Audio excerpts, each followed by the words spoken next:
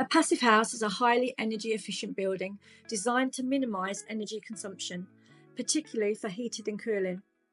This is achieved through careful design, construction, and the use of passive strategies like solar gain, insulation, and airtight construction. Building to passive house certification using shipping containers is notoriously difficult due to the cold steel structure. Thermal breaks were used to prevent heat loss using an American product called Armotherm, which has a high compressivity that will take heavy loads and a low conductivity to reduce heat loss.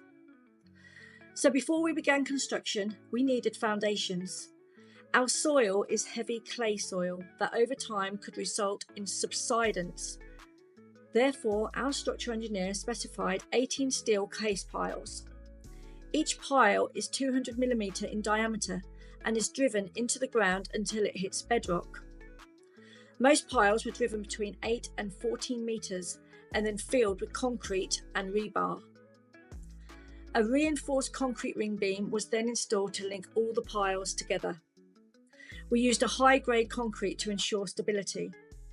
Next, 18 galvanised steel legs were fabricated and bolted to the concrete foundation, and Armotherm was bolted to the tops of the legs. That material, 200 by 200 square millimetres, is hidden but an essential part of the build. Its job is to thermally break the house from the foundation, reducing heat loss through the steel structure. We still had another job to complete before the containers could be placed on site. A structural steel undercarriage comprising of I-beams throughout the whole perimeter of the building. It was fabricated by a local engineering company, delivered to site and bolted in position. Finally, we have a base to mount the containers onto. Join us next time as the first containers are lifted into position and connected together.